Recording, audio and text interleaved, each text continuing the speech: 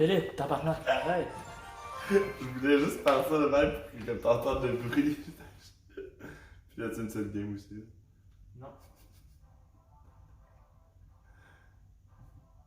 C'est pareil, on est à... Non, on est plus centré, on fait n'importe quoi. Est-ce que tu t'es amélioré? Si je me suis amélioré au jeu? Ouais. Débattable. C'est mieux centré maintenant, je pense.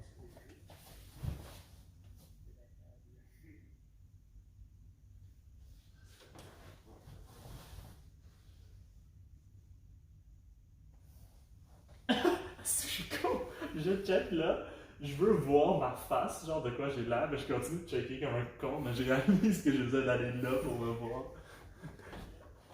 C'est vraiment con ce que tu viens de faire. Non, mais je veux voir si on est centré avant de j'ai commencé.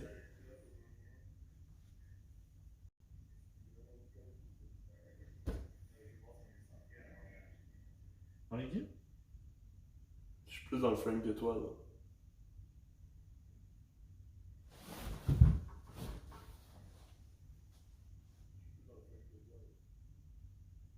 Oh là, on attend un petit 3 secondes pour que on voit.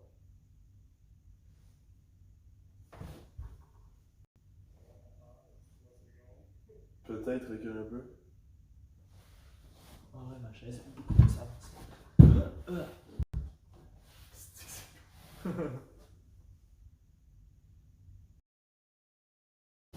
Ok.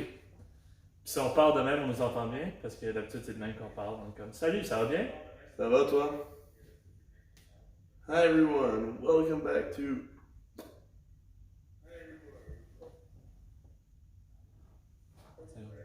Il faudrait pas qu'on s'entende parler toi. Non, je vais parler. Ça va être cancer. Ça serait vraiment chiant. T'as-tu déjà... bro, t'as envoyé mes notifications, bro. Il y en a plein? J'en ai fermé 2 déjà, 4. Non, on est les patins cons, bro. Tout le monde va avoir ça sur la scène, tu comprends? On n'avait pas des inventions, pas activer nos... Live, ça dit la notif automatiquement. Tiens, on est live. Ça devrait apparaître là dans 2 secondes. Quand t'auras assez de trophées, je vais te rajouter à mon clan. Quoi? Quand t'auras assez de trophies, je vais te rajouter à mon clan. J'ai besoin d'un certain nombre de trophies pour jouer un clan. Non, mais... Là, c'est mon clan de la sélection. Mais ça s'appelle Québec Coriace. C'est pour ça qu'il faut que tu te joignes. Parce que moi j'ai joint juste parce que le nom était fucking.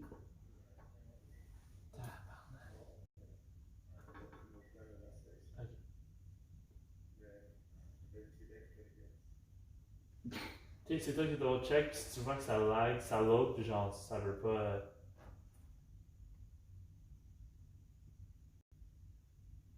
T'as compris? Ouais, mais. Genre, si je fais quoi si ça lag ça? Si ça load à l'infini, tu me dis, puis j'en arrête, parce que j'ai rien recordé. Tu comprends? Ok, fait que c'est. Ok. Et si ça lag à l'infini, c'est que si ce bail haché ne marche pas, et là juste. Je pense qu'on take la L pour cette fin de semaine. Non, j'aurais pas la caméra. Mais c'est une raison pourquoi ça arrêterait là. Ouais, parce que c'est cette chose qui comme quit des fois, genre, c'est un peu con. Ok, on y va? Mais là ça a l'air de bien aller. Ouais. Live. Mais tu sais, je stresse de chaque seconde. Qu'est-ce qu'on fait si ça lag, il y a comme 25 minutes in? Ben, on aura 25 minutes de content. Ok, donc. Unreleased content. 2, 1. Woo! So, good afternoon, everyone. Welcome back to Truth Seekers, episode 8. Basically, right now we're just testing something new. First of all, a new kind of setup. We're on couches. It's much more comfortable. Also, I'm moving from this house, so like there's a bunch of things disappearing. So it's kind of it's hard to find chairs and stuff. We're doing what we can with what we have, you know. And so yeah, basically we're live right now on YouTube, which is what we're trying. So the video quality might be a little lesser because we have to upload everything to YouTube, but the audio quality should be the same for all the other platforms. because we have our Yeti mic here recording, and so yeah, we're testing out things. We're seeing if it works because we need 1,000 subscribers to stream to YouTube from our mobile phone. So we're doing it a sketch way through our mobile phone. Yeah, it might break midway. There might not be a podcast this weekend because it doesn't work or something, but here we go, we're trying. Doing what we can, once again. Yeah, with what we have. And because also there's no Porky, he decided to go on, not he decided to go, I'm kidding, but he had to He's go not here, okay? He had to go to camp with his friends, so... He's not here with us. No Porky. Feels different. No Porky, no party. Trust us, you didn't want to see everything that went on in the last like 30 minutes. And right now... Oh, I came back. Oh, we came back, okay. So, yeah, basically we're doing like new tests. We're checking it out, if it works or not.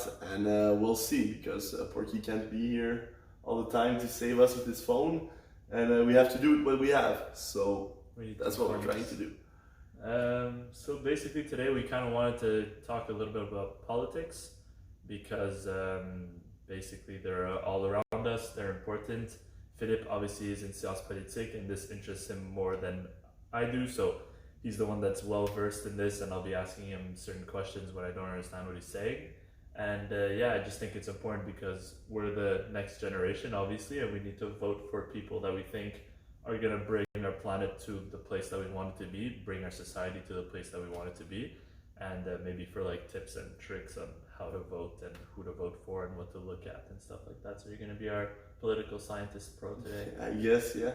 That's what I'm doing with my life, and it's facts, because the line can be really thin in this kind of debates. So yeah, but I don't want to be biased and just say a bunch of shit that I believe and that is not factual. So yeah, I wanted to start with a question actually, for you, because obviously I'm learning about it every day, and it's the kind of question that my teachers like are asking us as students in political science. But what is your relation to politics? Like, how do you view it, let's say with Canadian democracy, Justin Trudeau, everything, like all these people in power? What is your relation to these people? Like, do you feel that maybe like to go vote is a right or a duty? I just wanted to know like a bit, what do you feel about our political system and your place in it? Because you're basically an elector in a democracy. But do you feel that way? Do you feel that your vote does actually mean something? Are you skeptical of the political system? Like, I'm not sure, because I never really discussed it with you. And yeah. Like you mean, like just how do I view democracy, like in general? Like me going to vote, how do I feel that my vote is actually making a difference? That's where. Well, you could put it like in two ways. You could see democracy as a whole. First of all, I want to say that like for me, and maybe I'm just someone that doesn't look at politics a lot. I just don't like to go through all the fluff and stuff like that. Like I'm very, like, let's say I have my opinions of how I think society should go and like this way of thinking, and I probably on the political spectrum land somewhere concretely, but like I really don't follow it all, like all 4 years of someone's mandate. And then after I arrive, and then like when you arrive to voting, let's say last time I voted was last year, the Quebec election, yeah, or this year or whatever, last year, last October. and so like I don't follow the people at all. I don't follow what the government has done the last 4 years, what the other governments were doing internally, like voting for certain things, the Assemblée commune, stuff like that. And then I arrive and I just listen to their political speeches and their like views and stuff like that, and then I vote based on that. And that's one question that I had for you, like how much difference does it make when you actually like analyze those things all during the 4 years and you see what they're doing versus just listening to their political kind of speeches and their pitches and stuff like that? It changes everything, to be honest. Cause I'm really interested. One of my main field, I guess, in political science is the image of politicians, how they create their image. I did like many projects on that. One of the biggest projects that I ever did in school was about the image of Barack Obama during his 2 campaigns as president of the United States. So how they create their image is basically a game of, oh, who's here? Someone just rang the doorbell. This is awkward. There's no one else in the house. Well, we're just gonna. I'm sorry. Oh no, don't be sorry, but who is it? Okay, I'll be back. So yeah, basically what I was explaining there was that without Nick it's gonna be funny, so it's a me and you guys moment. But what I was explaining is that it's really different when you follow politics on the everyday life, because you can actually compare what the politician is doing to the image that he's projecting to the population. It's quite hard to see through this image because they're doing such a good job at making it with everyone. Who was it? What happened? I don't understand. It was my neighbor, but then he was driving off while he and she, they're older people. They weren't ding dong ditching us, and they're like moving. I guess they wanted to say something, but they just left. They didn't see me opening the door. That's a sad moment.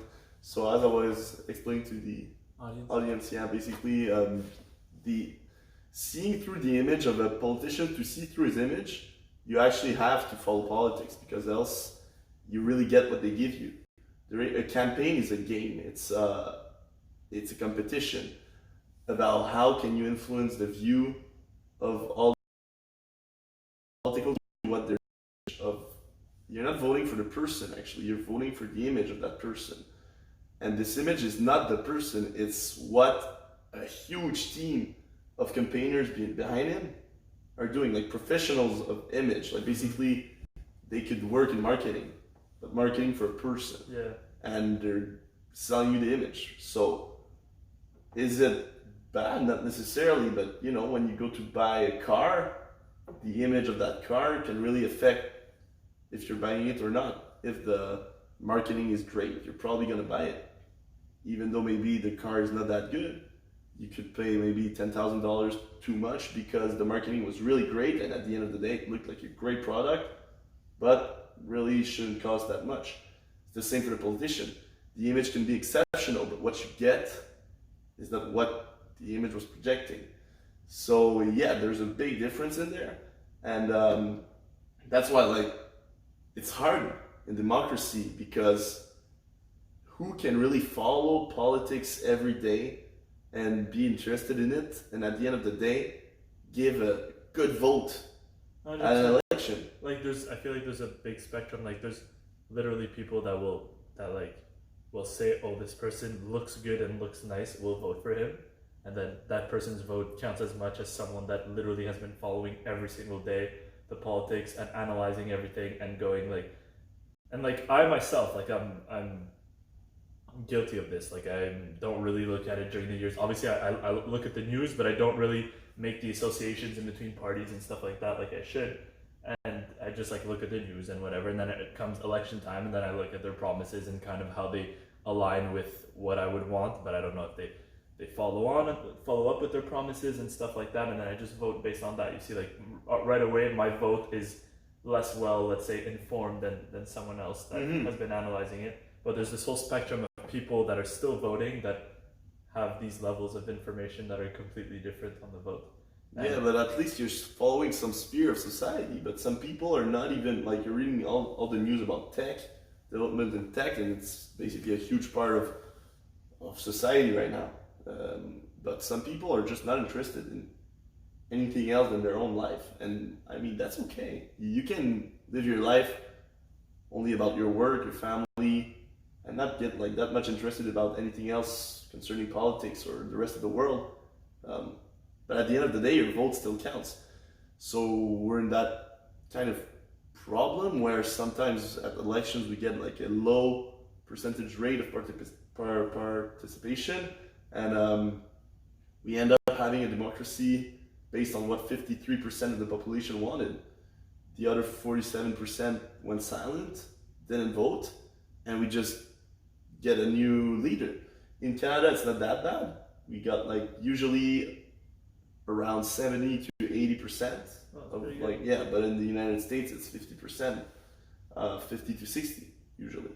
With Trump, I believe it was 53%, and the vote was like half of this 53% voted for Trump. So basically 25% of the United States elected a president that is governing 100%. He's governing the whole country, but also doing a huge difference in the world. And is that even fair though, if you consider it? Because it was all right when we had like these countries with, we had our prime minister, United States had the president, France had his president, whatever. But right now we're like a whole world, and if the president of the United States doesn't believe in climate change, this affects us as Canadian also. He's not our governor, but he still makes a big difference in our life. And we didn't elect him. And really 25% of his population elected him. At the end of the day, he may destroy Earth. He had no choice in that. So I believe there's once again, there's a problem because we're still functioning as if we're not a whole planet. And right now the world is so difficult to apprehend. It's so hard to understand. Even I'm reading everything about politics, but I'm not reading everything about economics, technology, not reading anything about climate change all the time, Mm-hmm.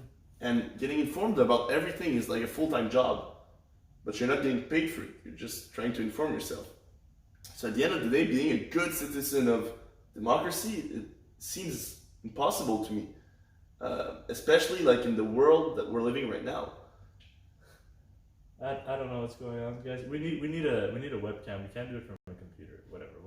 We'll work on this, but like we're literally in I think 144p right now. Oh, wow. Now we just got boosted.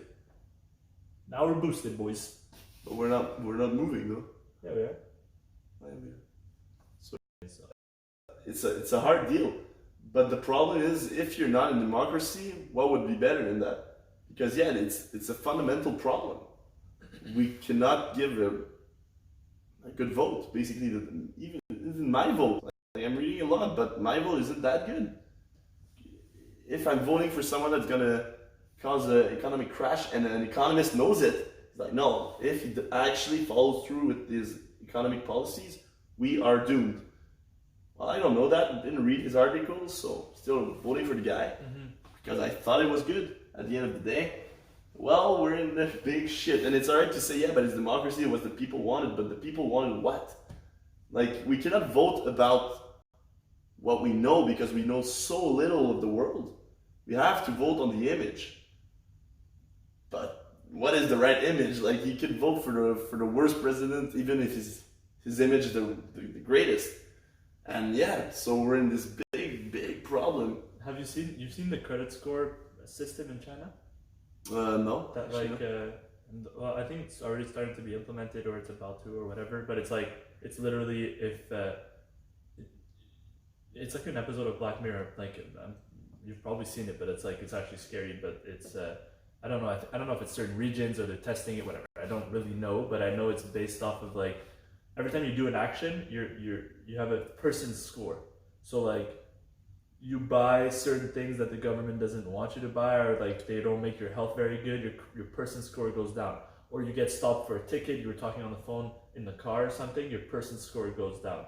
Things like that. And then or you have a lot of money, your person's score is higher.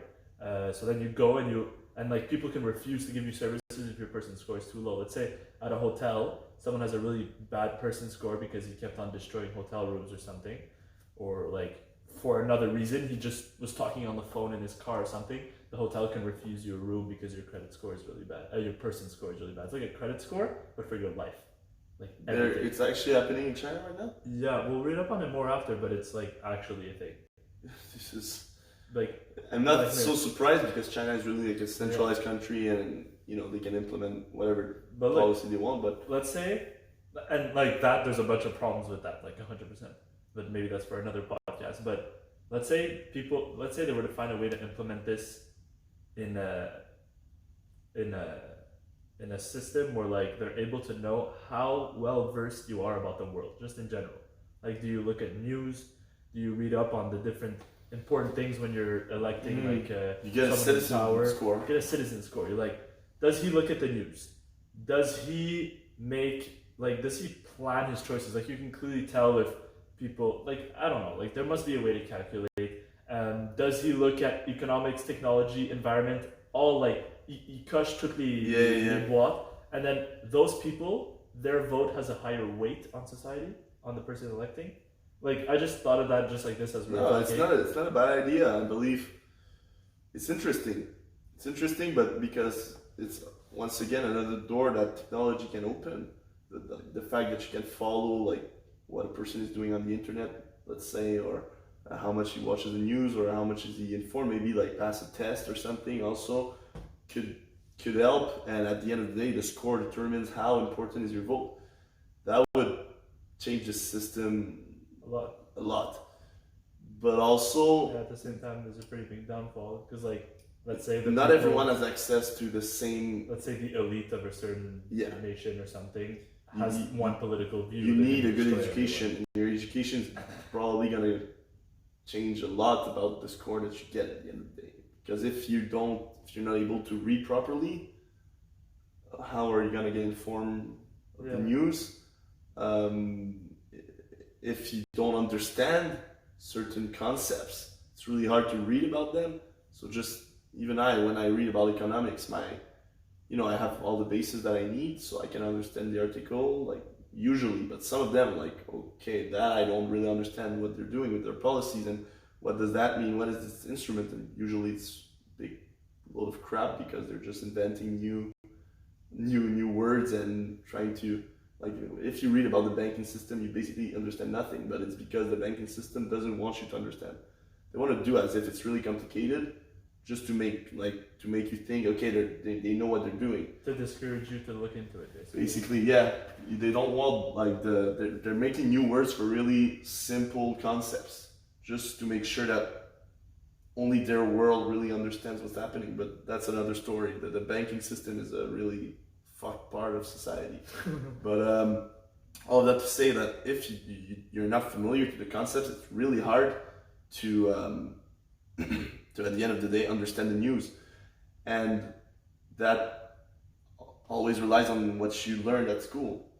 So if everyone gets the same education, I would say it could be a good option.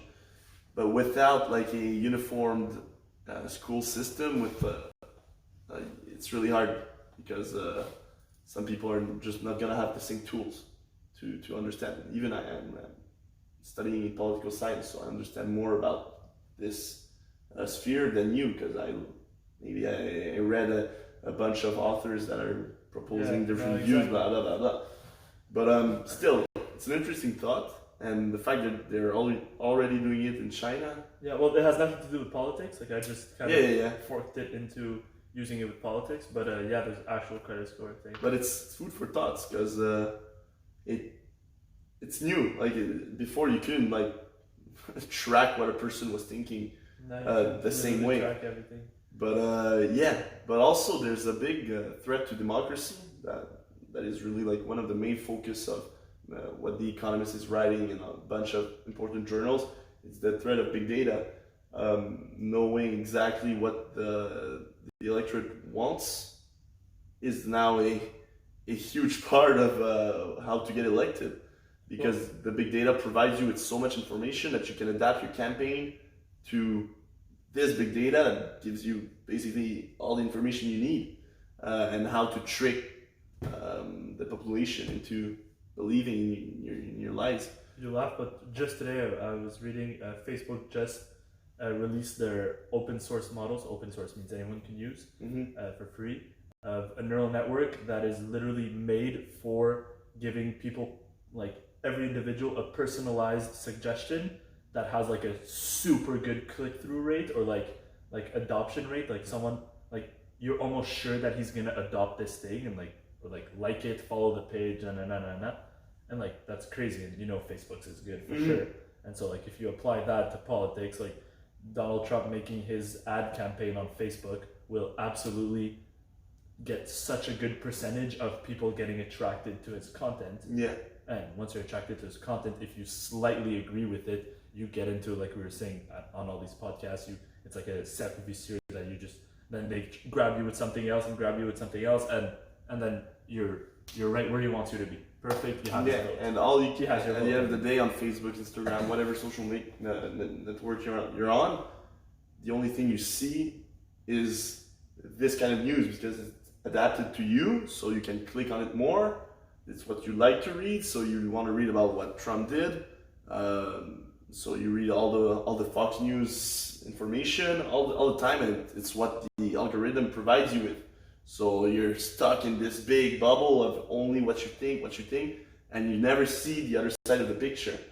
And that makes your opinion really biased, and that's one of the biggest threats to democracy nowadays. But also, there's a big problem with Donald Trump. He's really an interesting character in politics, and as bad as he is, in my opinion, okay, because it's my opinion, you can think whatever you want about Trump, you can have a debate about that. But he makes, I believe, like people a bit more interested in politics because he makes it like a big show. Yeah. It's almost he was the guy with all the TV reality shows. So he's making in the American politics. It's entertaining, even though like the problem with me frustrates me because I believe it's entertaining, but it's not for the right reasons. Exactly, like at the end of the day, it's changing people's life all around the world, not always for the better, and mostly for the worst. So that's the problem with him. But basically, the guy he makes people interested in politics a lot. But if you don't agree with him, it's like you can read about it, but the people that are his followers, they're all in this bubble where they only see the good stuff about him. And big data changed everything. But he changed everything too, because right now it's becoming normal for the president of the United States to lie. But not lie like the president before him lied. He's lying openly. Like everyone knows it's not factual. But it's still... We're still just like, yeah, it's another Trump's quote. Okay. It's not, it's interesting because before, like, if Obama lied openly, it would be a scandal. Yeah. Like, Obama stating, like, false facts would be a scandal. And I'm not talking about, like, twisted numbers or anything. Like, all politicians are twisting the numbers in their favor. Yeah. Okay, cool. But literally saying lies, and like lies that can be proven lies, and at the end of the day, just say fake news. It's a whole new political game that he's playing, and but people are talking a lot about what you call post. How's it called in English? La post-vérité in French. Okay, like so the post-fact era. Okay, but I read it like I was believing that we were in this post-fact era when we like right now, because this is what the media that I'm reading is really like pointing to. But I read the book from Noah Harari once again, and he explained like when did we actually know anything about anything? Like when was the truth era? Because yeah, right now it's just that we are getting bombarded with all this information from the web and everything, and we can see like all the lies. But before, you were depending on what the journalist was writing in a newspaper. What does he know about it? What do I know? Like it's all a confidence link that you have with the media that was providing you with the information you needed for the vote. So we never like the truth is such a like even if we start like a philosophical discussion I was about gonna truth. say the truth fundamentally is pretty relative. So exactly. So when you're talking about it like in politics, what the truth is, it's so hard to define, so hard to acquire, and it at the end of the day you don't even know, like, because I guess if you need the truth, you need the whole truth. But what is it like? Sometimes you just have something like this segment is true, but this segment is false. And if you put these two together, everything is false. Like it's so hard to actually get the right information. At the end of the day, your vote is always changing because of what you believe. So, but it wouldn't be better if Churchill, I don't know where he gets his quotes from, but they're great. He says democracy is the worst systems, only like for the exception of all the other systems. So it's the worst system, but all the others are just absolute crap though. So because a dictatorship, it only works if the dictator is a political genius, economic genius. Yeah. It would be the best system. But what would you think? Because that's something Plato like thought of 2,000 years ago. Government like of maybe like 12, the king for leading. Like in a perfect world, it would probably be the best thing. But like, à la base, if it's gonna come back down to the question that who's forming them. Yeah. Like, right away, who's forming them? Then who chooses who's forming them? Who chooses who's forming them? And then it's gonna come back to a democratic vote at some point. There's going to be a vote at some point, right, of who is doing what, and how are we going to vote on that? Probably relatively democratically. Well, then if it's not democratically, then someone's going to call bias somewhere. Someone's going to say, I'm not agreeing with this. And then the second that something is not optimal and it's impossible for everything to be perfect, like this is inherent of the world. It's more of a system of dictatorship. Plato was against democracy, by the way. Like he was against it because it already like existed in Athena in English. Mm-hmm. How do you call the city?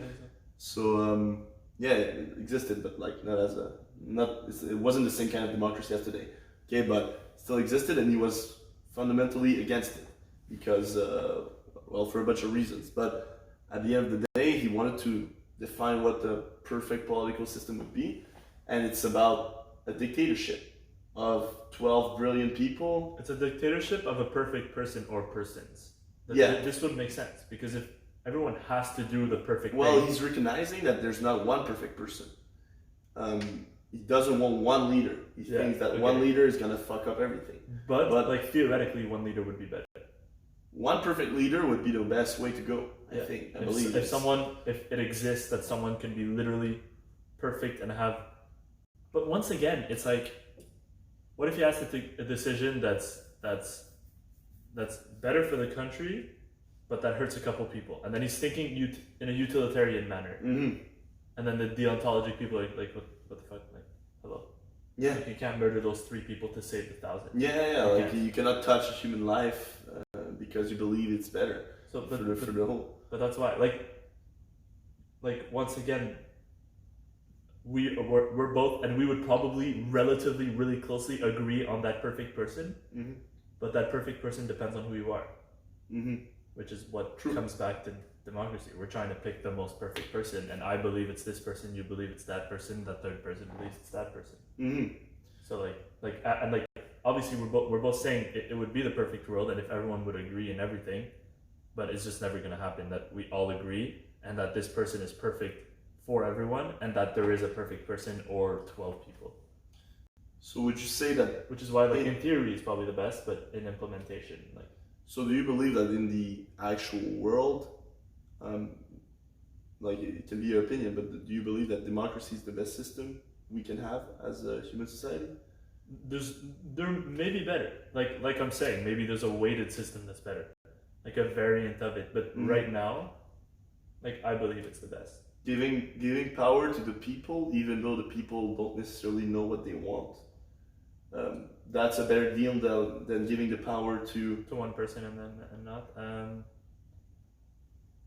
Because if you would be sure that the leaders of your system are well informed, they wouldn't be there. Like their whole life would be dedicated to knowing. No, yes, I will say democracy is better because I would be down for like I'll follow a dictator. Elon Musk. Let's just put Elon Musk as our dictator. That's it. Even there's probably so many things I wouldn't agree with him on. But I don't want to say dictatorship is better, and then you arrive, and for 60% of the population, Donald Trump is the better dictator. Yeah. And then bye-bye, my dictator is Donald Trump. I'm not down. Yeah. So dictatorship is good as long as you agree with it.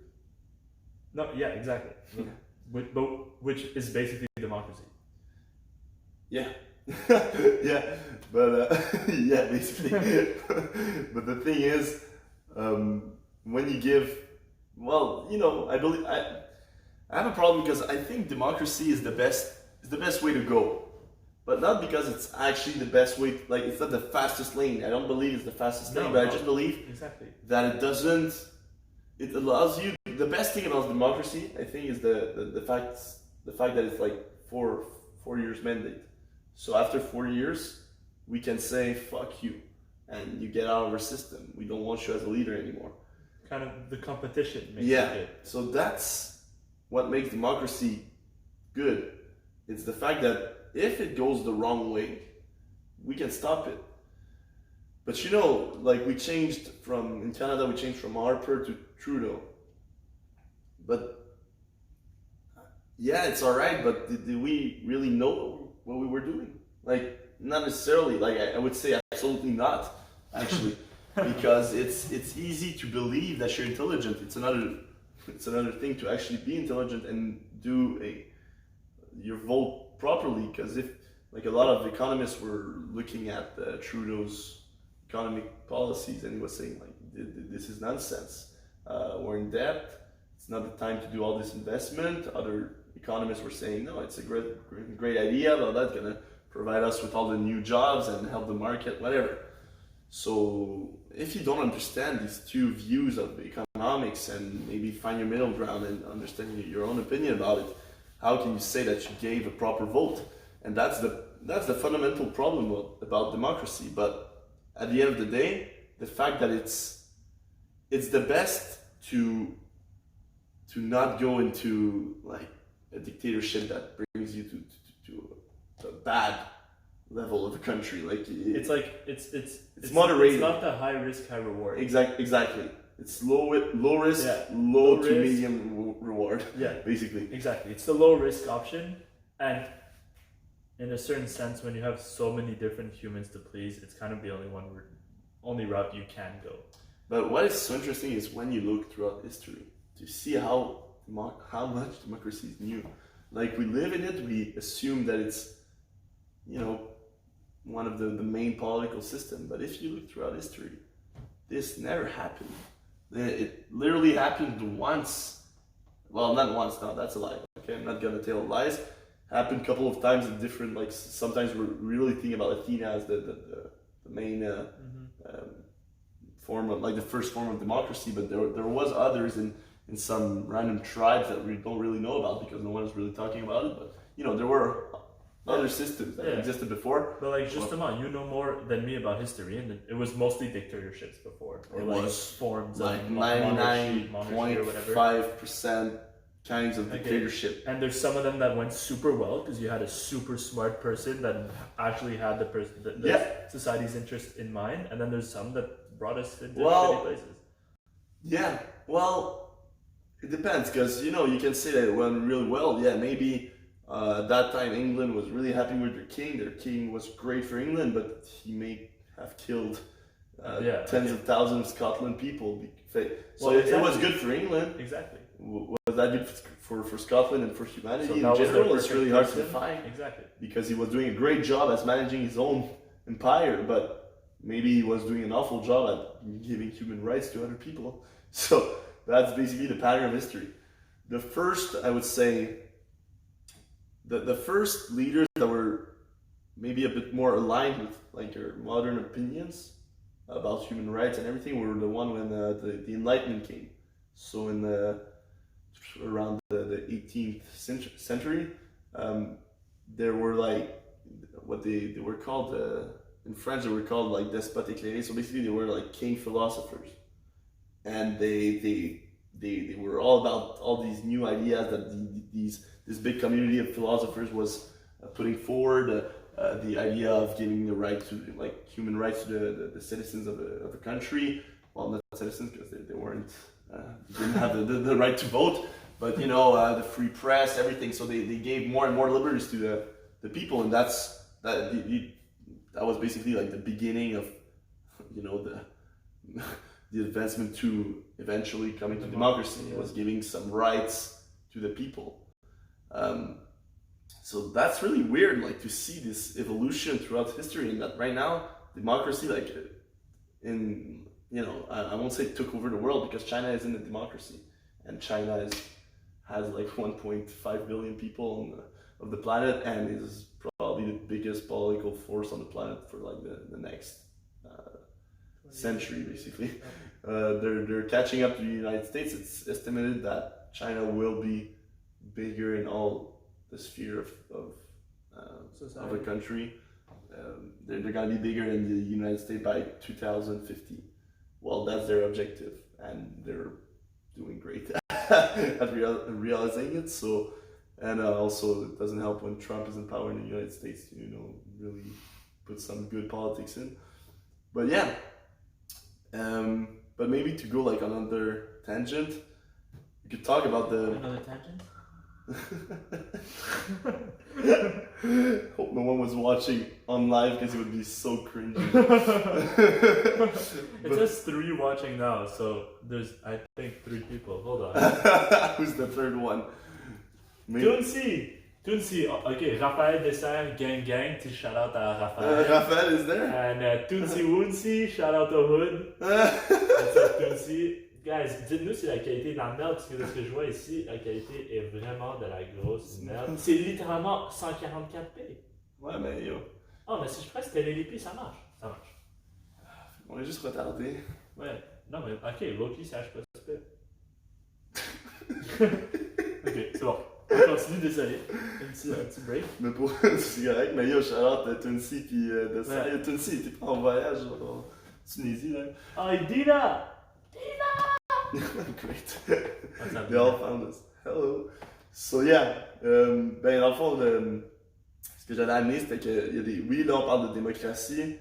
Il y a la démocratie canadienne est pas super, dans mon opinion. Pas super, même si c'est comme, parce que, comment dire, genre, si tu suis les principes de la démocratie qui ont été mis en place, genre dans l'époque des Lumières, le principe canadien est pas du tout dans les idées que comme les pères fondateurs de la démocratie avaient en tête. Okay? Mais ça reste que je trouve que c'est pas mal du tout. Mais maintenant, si tu prends les États-Unis, là, la démocratie, elle est plus alignée avec les idées des fondateurs de la démocratie, genre de la pensée démocratique. Mais ben, l'histoire de liberté, la séparation des pouvoirs, c'est surtout la séparation des pouvoirs qui a fait la démocratie. Okay, c'était de faire en sorte que justement pas une seule. Parce que là, on parle de démocratie, qu'est-ce que nous, on élit, on élit des. Démocratie, c'est ça, il faut concevoir que c'est pas juste la personne pour qui on vote. T'as 3 pouvoirs, exécutif, législatif, judiciaire. Ça, c'est le triangle de la démocratie. Et puis c'est un check and balance. C'est le fait que quand un pouvoir devient trop tyrannique, il commence à prendre trop de pouvoir centralisé, les autres pouvoirs le niquent.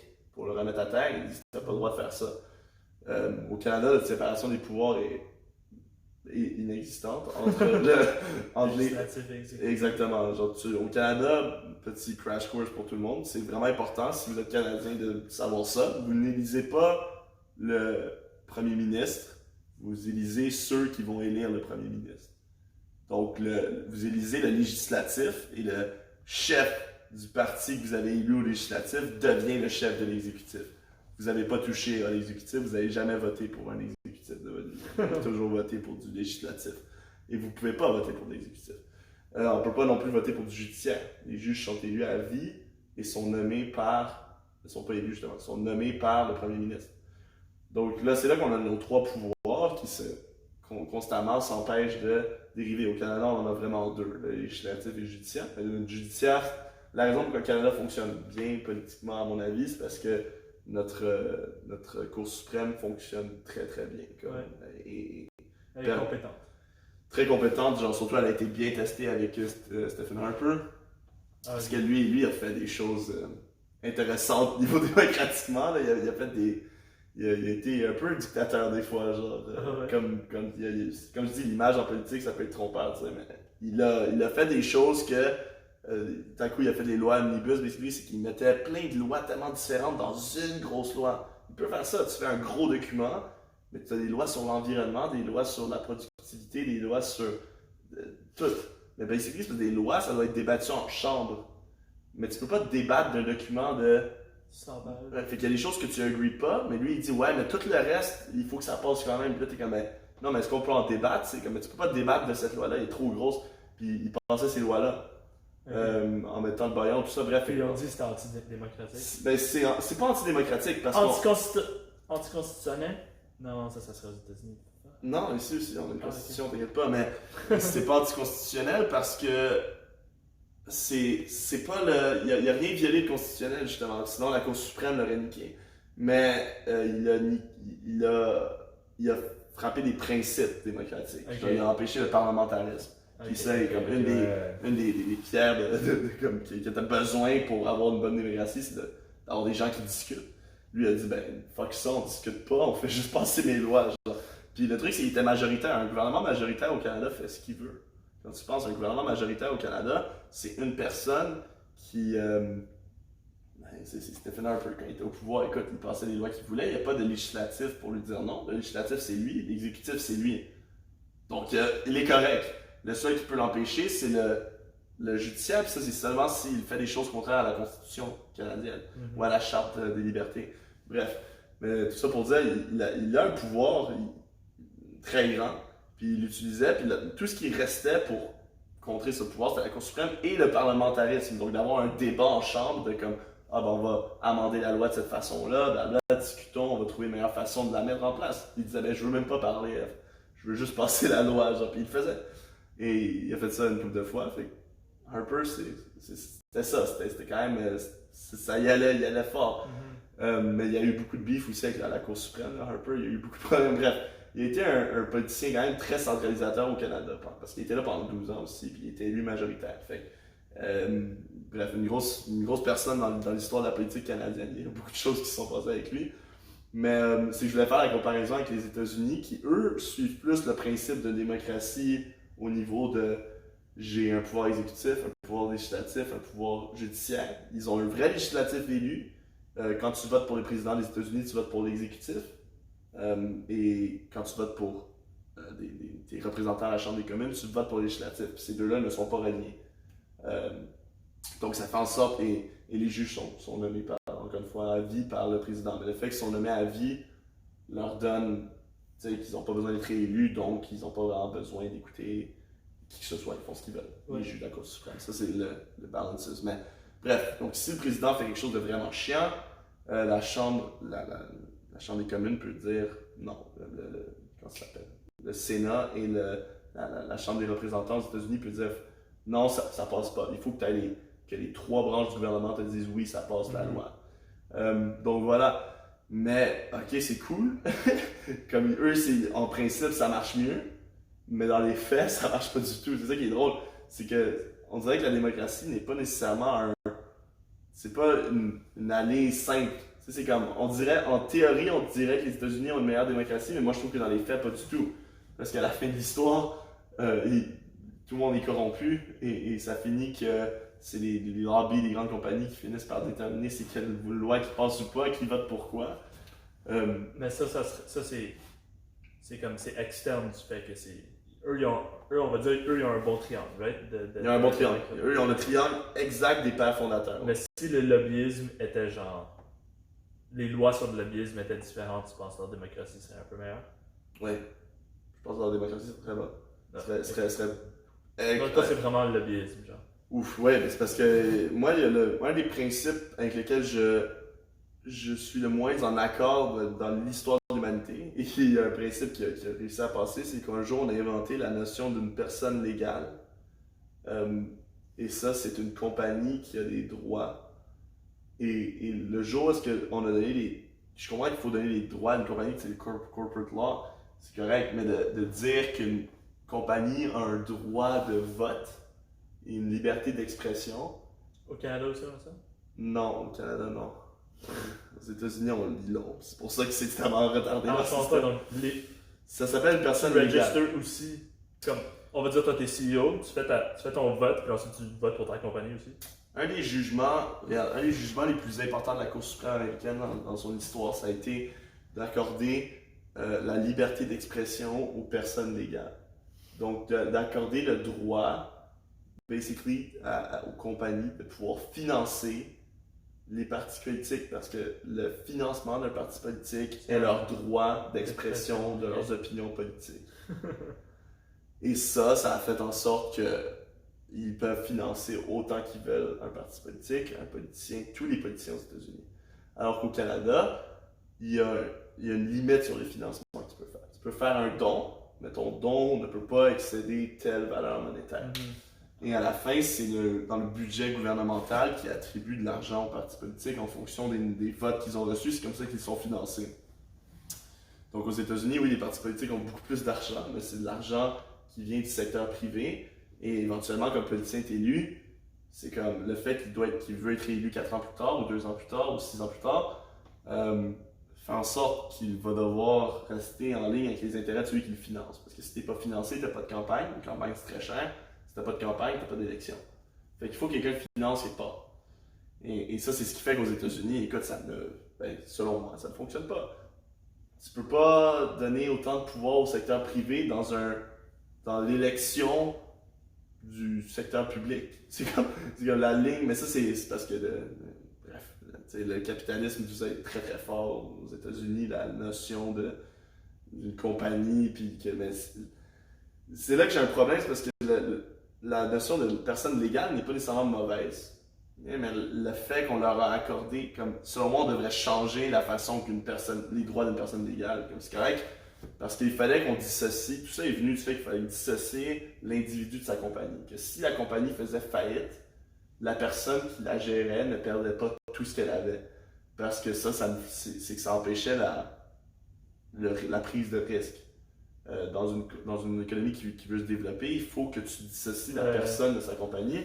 Tu sais, si toi, ta start-up partait en couille puis ça faisait que tu perdais ta maison, tu ferais pas de start-up. Tu dirais, tu sais quoi, je vais juste aller travailler là, puis ça empêche l'initiative, ça empêche la création d'emplois, blablabla. Donc je comprends le concept d'une personne légale, je comprends pourquoi il existe, mais de dire qu'une personne légale a un droit de vote, il devrait être considéré comme une personne humaine. Mais je comprends pas. Alors là, quand ils tally up le nombre de votes. Pas les votes, non, c'est pas. Ok, donc ils n'ont pas le droit de voter. Google n'a pas le droit de voter. Google a le droit d'exprimer sa liberté d'opinion envers une cause politique.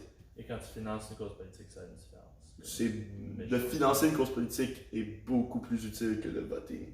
Genre un vote versus. Je préférais que Google puisse donner son vote et que Google puisse financer ce qu'ils veulent. Puis bon, Google, c'est même pas pire. Qu'est-ce qu'ils font? Ouais, toutes les grosses compagnies financent quelque part. Comme il faut. Ils ont besoin. Google, c'est sûr qu'ils financent quelque part en Californie, quelque chose, des politiciens pour que Google puisse continuer de bien exploiter ces choses. Sauf que Google, on peut parler d'un avancement pour la société, mais quand on parle d'une compagnie pétrolière qui finance pour empêcher on pense à l'auto électrique. Que Tesla puisse vendre leurs autos. Exactement. Que tu mettes des bâtons dans les roues parce qu'ils peuvent pas. C'est très difficile d'empêcher le progrès altogether, mais tu peux le ralentir salement. Comme tu peux. C'est juste parce que Elon Musk est un milliardaire qui est encore. Que la compagnie est vivante, oui. Et que son projet est vivant. Oui. Mais tu vois, il a fallu une personne exceptionnelle. Les chances pour Tesla ont été minimes tout le long. Mais même moi, à la tête de Tesla, ça n'existe plus. Non. Tu comprends? Comme je peux faire un excellent travail, je peux faire un excellent travail, mais je ne peux pas sustain la compagnie si tu mets autant.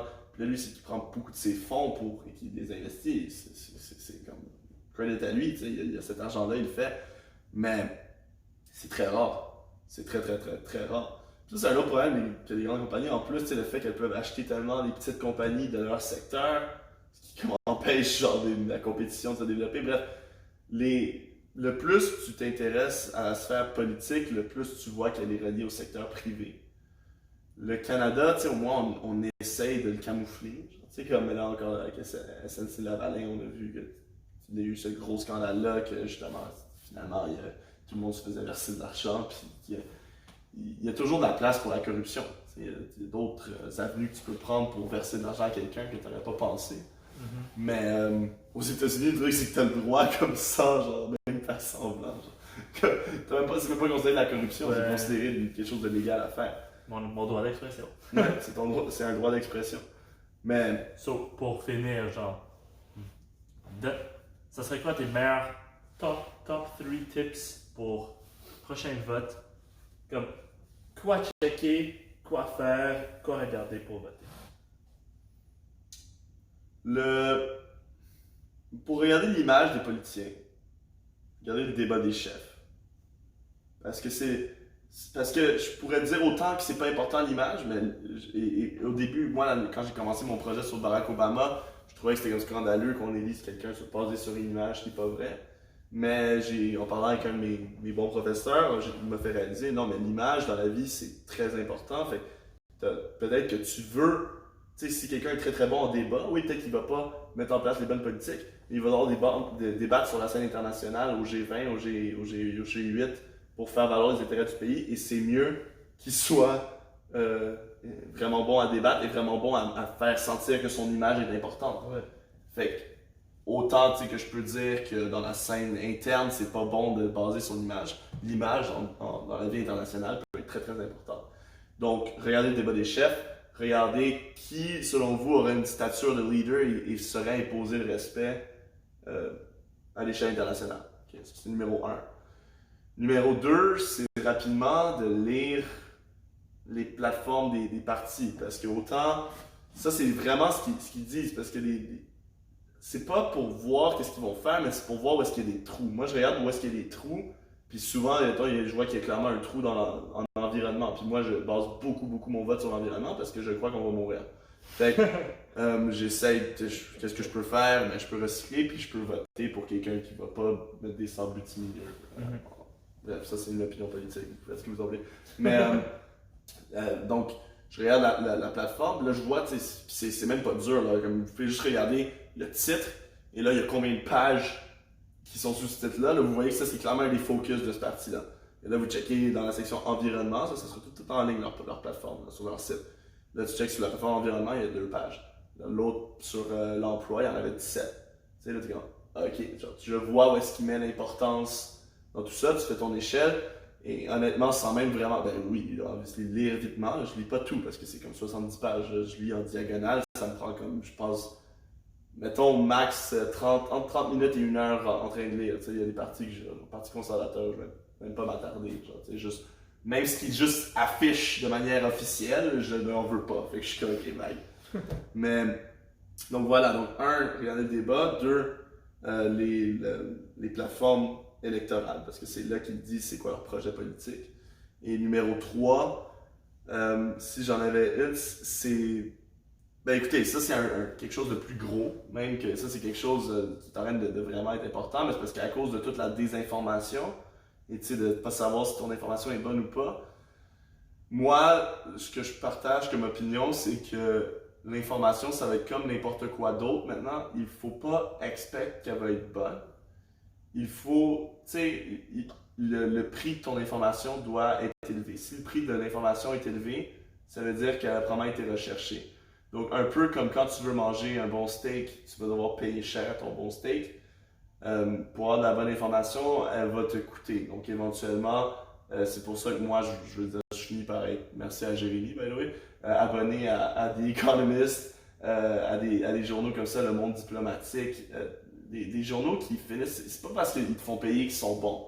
Il faut que tu vois qu'ils ont une bonne réputation, et surtout toujours de voir si c'est des opinions ou des faits, mais c'est pas dur à voir parce qu'ils le disent. Ils veulent te faire savoir quand c'est leur opinion, ils veulent te faire savoir quand ça c'est recherché factual.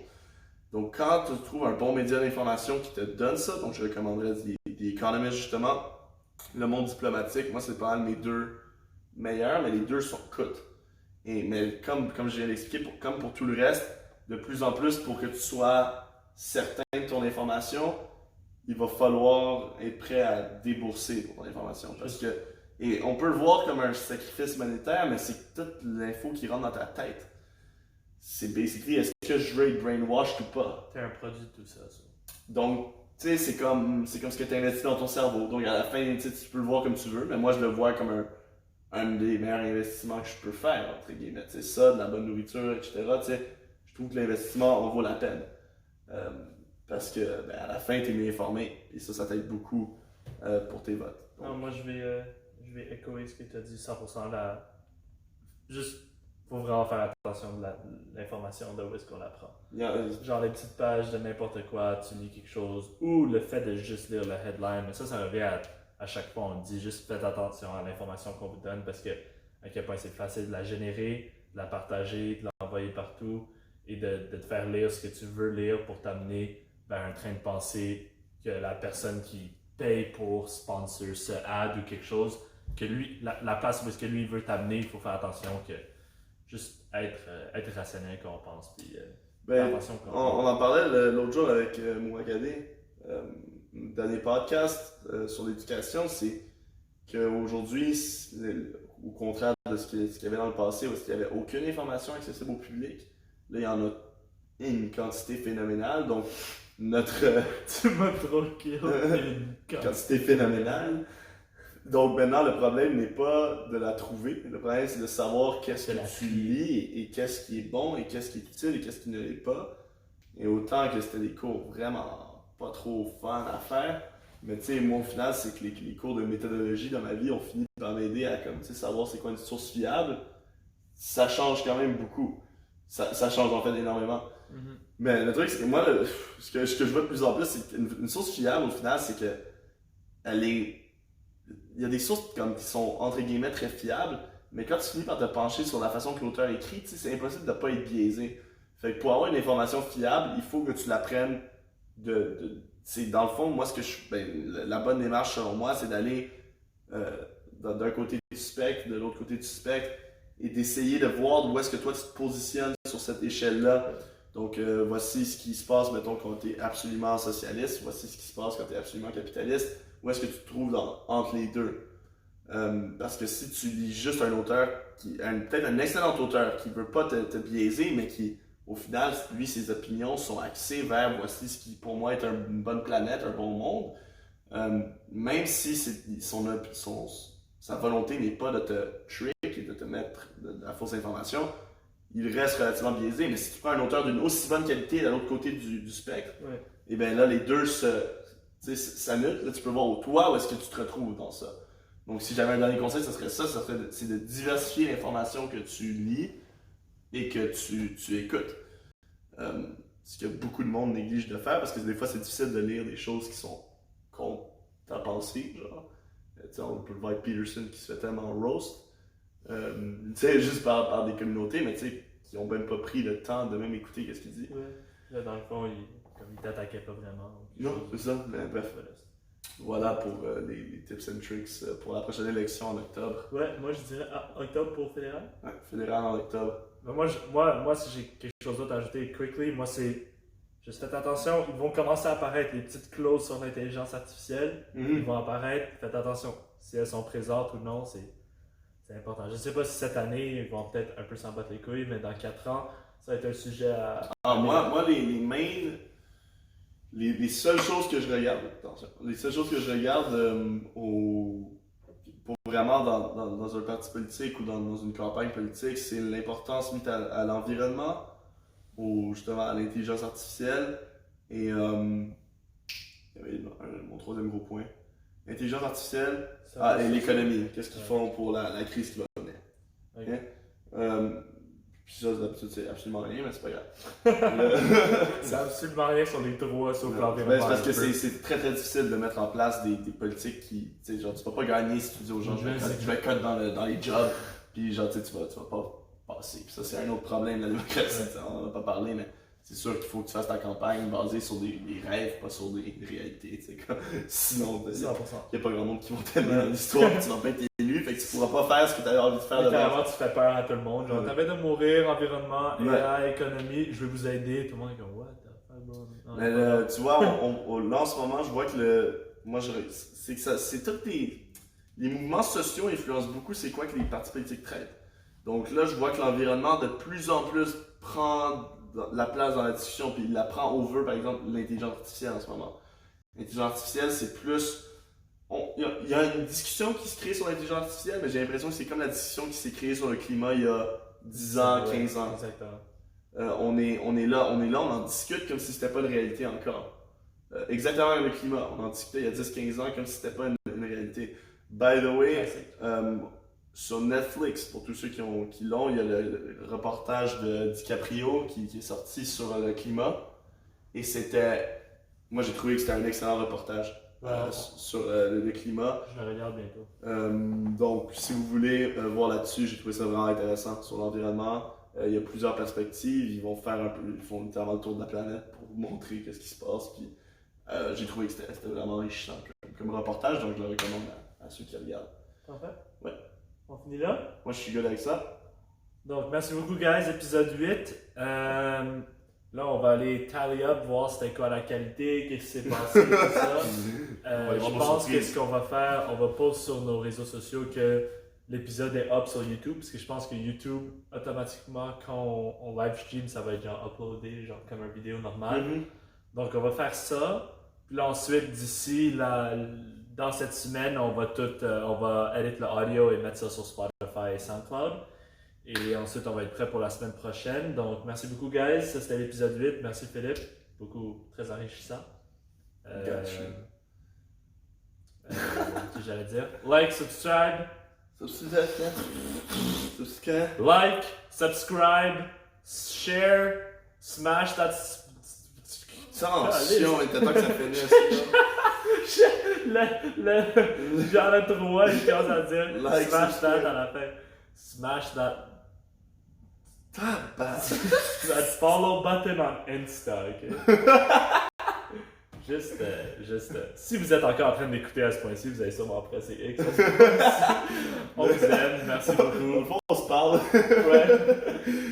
C'était un plaisir de vous parler comme d'habitude. À la prochaine, guys. On vous aime. See you back for episode 9 in 2 weeks. Oh, c'est nice. Je vais fermer la caméra. Ok. Là, attends avant de dire quelque chose de con, parce qu'on est encore live. Non, mais